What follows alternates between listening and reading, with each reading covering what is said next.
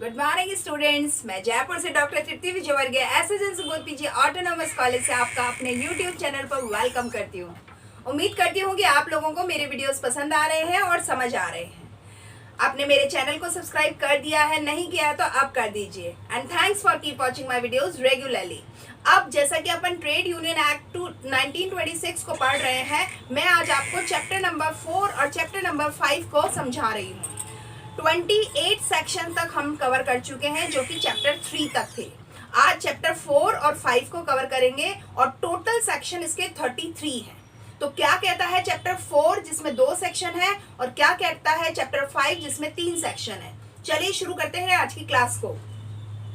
जो section number 29 से 30 तक है वो तो है चैप्टर 4 में, और 31 से 33 तक 5 नंबर चैप्टर में कवरेज दी गई है, राइट। तो 29 सेक्शन ये कहता है पावर टू मेक रेगुलेशंस।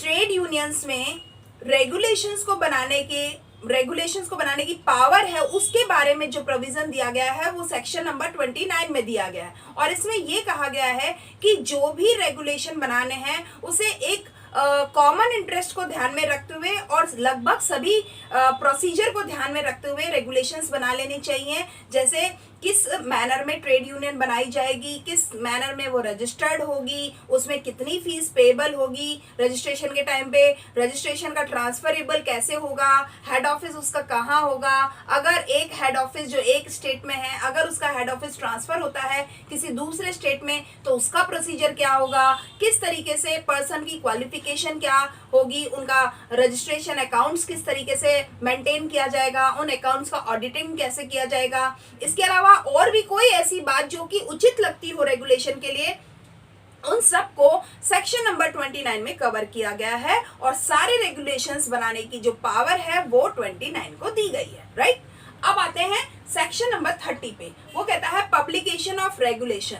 जो भी रेगुलेशंस बनाए गए हैं ट्रेड यूनियन के किसी भी बात से संबंधित हो सकते हैं, वो उन रेगुलेशन का पब्लिकेशन होना बहुत इंपॉर्टेंट है। क्यों? क्योंकि अगर आप पब्लिक नहीं करेंगे तो लोगों को नहीं पता चलेगा कि कौन से नियम कायदे हैं और किस तरह से नियम कायदों को फॉलो करना है। तो टाइम पे उसको पब्लिश करना बहुत इंपॉर्टेंट होता है। और ये कहा गया है कि जो पब्लिकेशन किया जाएगा उसका एक बकायदा ड्राफ्टिंग कमेटी होनी चाहिए। वो सब ये चीज देख ले कि कोई गलती ना रह जाए, और कोई भी जो पब्लिकेशन है वो कम से कम 3 महीने पहले पब्लिक किया जाना चाहिए, जिस दिन से वो इफेक्ट में आने वाला है, ताकि कि सारी जनरल इंफॉर्मेशन लोगों को मिल जाए। और इसमें ये भी कहा गया है जो भी ट्रेड यूनियन का जो रेगुलेशंस के मामले में पब्लिकेशन होता है उसको ऑफिशियल गैजेट के थ्रू पब्लिश किया जाना इम्पोर्टेंट है। अदरवाइज अगर ऐसा नहीं किया जाता है तो कोई उसका फर्क नहीं पड़ेगा, कोई उसका असर नहीं नजर आएगा। यानी ऑफिशियल गैजेट में पब्लिकेशन होना इंपॉर्टेंट है, राइट। अब बात करते हैं चैप्टर नंबर 5 की, जो कि बात करता है पेनल्टीज और प्रोसीजर की। पेनल्टीज एंड प्रोसीजर में 3 सेक्शन कवर किए गए हैं। सेक्शन नंबर 31 ये कहता है फेलियर टू सबमिट रिटर्न्स। अगर कोई ट्रेड यूनियन अपने रिटर्न्स फाइल करने में फेल हो जाती है, यानी अपने जो टैक्स वगैरह जो पे करना था वो नहीं पे कर पाती है, तो ऐसे में वो डिफॉल्टर हो जाती है। तो डिफॉल्ट होने के उसमें उस रजिस्टर्ड ट्रेड यूनियन को किस तरह से नोटिस दिया जाएगा, किस तरीके से उस नोटिस के अगेंस्ट में उसके ऊपर पेनल्टी लगाई जाएगी, इस सारी बातों को वो कवर करता है सेक्शन नंबर 31। और इसमें ये कहा गया है कि हर एक ट्रेड यूनियन का जो सेक्रेटरी है और जो उसके मेंबर है वो बाउंडेड होते हैं कि उन रेगुलेशंस को फॉलो करें और रिटर्न को टाइम पर जमा करवाएं। अगर वो ऐसा नहीं करते हैं तो उनके ऊपर बकायदा पेनल्टी लगाई जाती है। और इस पेनल्टी के लिए ये कहा गया है कि जो भी फाइन होगा वो कम से कम 500 रुपए तक एक्सटेंड किया जा सकता है पर मेंबर, राइट। तो इस तरीके की चीजें बताई गई हैं। सेक्शन नंबर 32 कहता है supplying false information regarding trade union. अगर ट्रेड यूनियन से संबंधित अगर कोई झूठी सूचना दे दी जाती है तो उसके एवज में क्या पेनल्टी लगाई जाएगी, उसके लिए ये कहा गया है अगर कोई भी मेंबर या सेक्रेटरी ट्रेड यूनियन से संबंधित कोई भी ऐसी सूचना को पब्लिश करता है जो कि सतही तौर पर सच नहीं है, झूठ है, तो ऐसे में उसके ऊपर पेनल्टी लगाई जाती है। उससे सबसे पहले तो ये पूछा जाता है किस ग्राउंड्स पर, किस सोर्सेस को ध्यान में रखते हुए इस चीज को पब्लिश किया गया और उसके बाद उन नियमों का हवाला दिया जाता है जिन नियमों में ये कहा गया है कि झूठी सूचना देना गलत है और ऑफेंस है। तो इसके लिए भी उनको एक ये पब्लिक पनिशेबल ऑफेंस होता है और इसके लिए उन्हें पनिश किया जाता है। उसके लिए भी ये कहा गया है 200 रुपीज से ज्यादा नहीं पनिश किया जा सकता पर मेंबर को। पर इसमें ध्यान रखना इम्पॉर्टेंट होता है कि किसी भी तरीके से गलत सूचना को नहीं प्रकाशित किया जाए।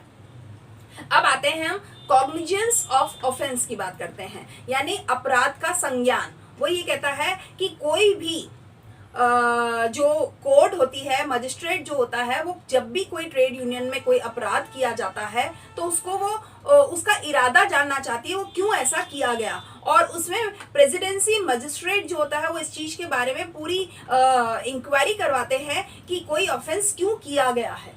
और इसके अलावा कोई संज्ञान नहीं लिया जाता है जब तक कि कोई कंप्लेन ना कर दी जाए, यानी किसी भी ऑफेंस का जब तक कि कंप्लेन ना की जाए, शिकायत दर्ज ना की जाए, तब तक उसके ऊपर संज्ञान नहीं लिया जाता, कोई एक्शन नहीं लिया जाता, राइट। और इसके लिए ये कहा गया है रजिस्ट्रार जो होता है, जो सेक्शन 32 ये कह रहा है, जो रजिस्ट्रार होता है, जिस व्यक्ति ने इस तरह की कोई अपराध किया है, कोई गलत काम किया है, उसको 6 महीने तक का उसके लिए सजा का प्रावधान है और उसे ये बताना होगा कि उसने ऐसा क्यों किया। इसके लिए संज्ञान के संबंध में सेक्शन 33 ने ये चीज कवर की है।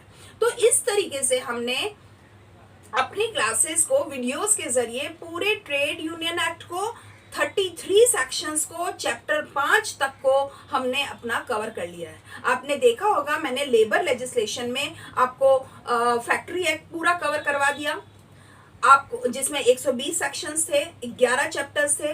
आपको मैंने पेमेंट ऑफ वेजेस एक्ट पूरा करवा दिया, मिनिमम वेजेस एक्ट पूरा करवा दिया और अब हमारा ट्रेड यूनियन एक्ट के सेक्शन सारे कंप्लीट करवा दिए, चैप्टर 5 पूरे कंप्लीट करा दिए। अब मैं आपको आगे की क्लासेस में बताऊंगी कि ट्रेड यूनियन का रजिस्ट्रेशन कैसे किया जाता है, उसमें कितने टाइप्स की ट्रेड यूनियंस हैं हमारे इंडिया में, उन सारी चीजों की जानकारी दूंगी।